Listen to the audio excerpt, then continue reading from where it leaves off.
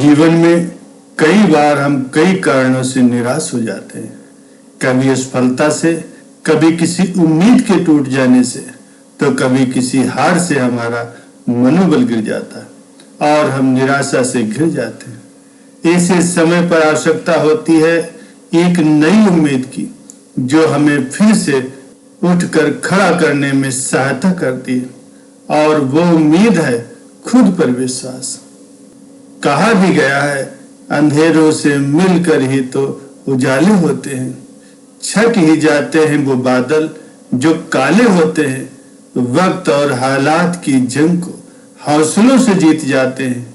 कुछ लोग अपनी किस्मत खुद ही लिखने वाले होते हैं। प्यारे सज्जनों, खुद पर विश्वास रखकर हम हर मंजिल तक पहुंच सकते हैं। समय और परिस्थितियों को बदलने में देर नहीं लगती। आज यदि हम नाकाम हैं तो कल जरूर कामयाब होंगे। बस थोड़ा सा सब्र और विश्वास रखने की आवश्यकता है। प्यारे सज्जनों, सृष्टि की रचना करते समय ईश्वर ने किसी के साथ भी अन्याय नहीं किया।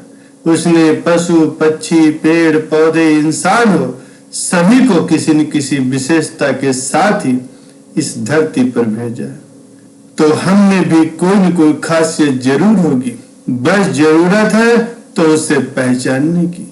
और ये भी सच है कि कोई भी इंसान परिपूर्ण नहीं होता। हर किसी के अपने गुण और अवगुण होते हैं। तो यदि हमारे अंदर कोई कमी है तो कोई अच्छाई भी अवश्य ही होगी। जरूरत है बस उसे पहचानने की।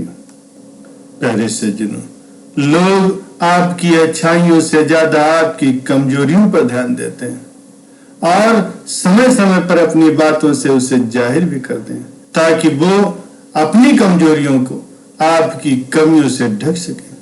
परंतु ये सिर्फ आप पर निर्भर करता है कि आपको इन सब बातों को कितनी तवज्जो देनी, क्योंकि आपको लोगों की बातों को महत्व देना है या खुद की काबिलियत पर ध्यान देना।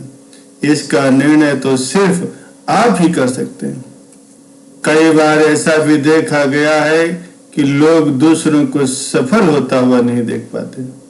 वे निरंतर ही अपनी बातों से या अपने व्यवहार से आपका मनोबल गिराने की कोशिश करते हैं। पर आपका ध्यान उनकी बातों पर नहीं, बल्कि अपने आप पर होना चाहिए।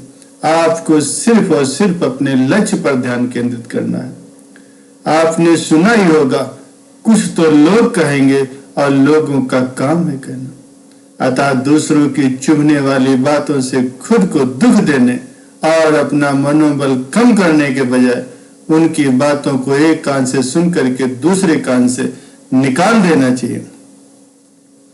आपकी मंजिल का हर रास्ता संघर्ष से भरा है।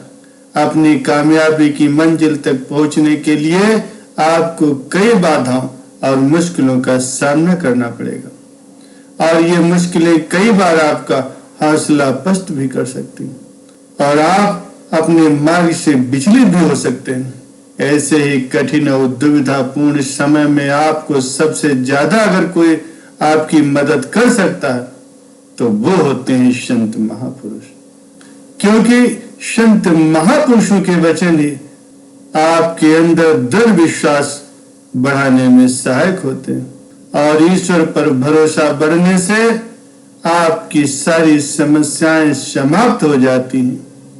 प्यारे सज्जनों, अपने आप को कभी भी छोटा मत समझो। आपकी ईमानदारी और सच्चाई को देखकर अच्छे अच्छे दंग रह जाते हैं। प्यारे सज्जनों, बहुत समय पहले की बात है, किसी गांव में एक किसान रहा करता था। वो रोज सुबह उठ करके दूर झरने से स्वच्छ पानी लेने जाया करता था।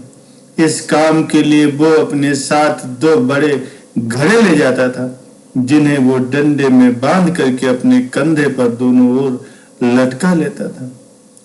उनमें से एक घड़ा कहीं से फूटा हुआ था और दूसरा घड़ा एकदम से सही था।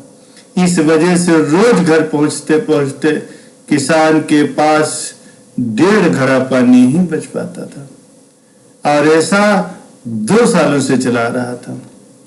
सही घड़े को इस बात का घमंड था कि वो पूरा का पूरा पानी से भरा रहता है, उसके अंदर कोई कमी नहीं है। और दूसरी तरफ जो फूटा घड़ा था, इस बात से वो शर्मिंदा रहता था कि वो आधा पानी ही घर तक पहुंचा पाता और किसान की मेहनत बेकार चली जाती।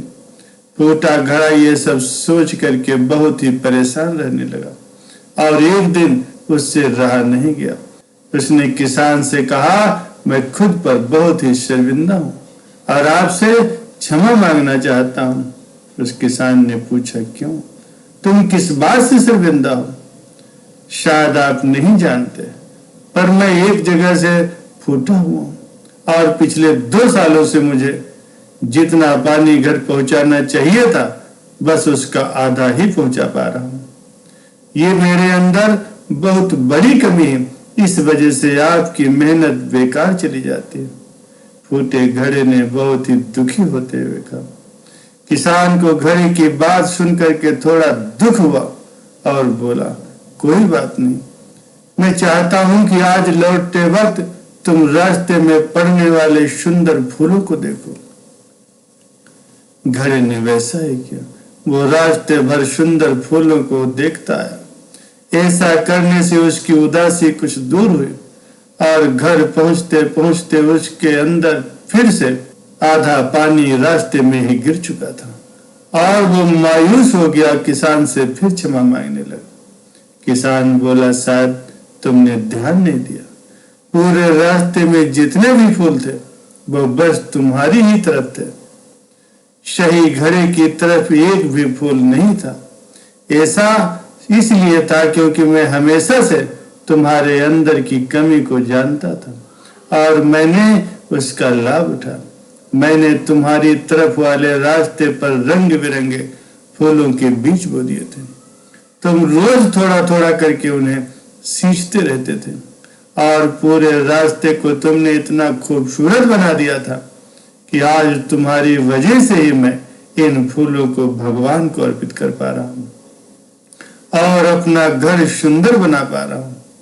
तुम ही सोचो, अगर तुम जैसे हो वैसे नहीं होते तो भला क्या मैं ये सब कुछ कर पाता? प्यारे सज्जनों, हम सभी के अंदर कोई न कोई कमी होती है, पर इन कमियों का रोना न रो करके हमें सदैव अपनी अच्छाइयों पर ध्यान देना चाहिए। उस किसान की तरह हमें भी हर किसी को वो जैसा है उसे वैसा ही स्वीकार करना चाहिए और उसकी अच्छाई की तरफ ध्यान देना चाहिए। और जब हम ऐसा करेंगे तब फूटा घड़ा भी अच्छे घड़े से ज्यादा मूल्यवान हो जाएगा।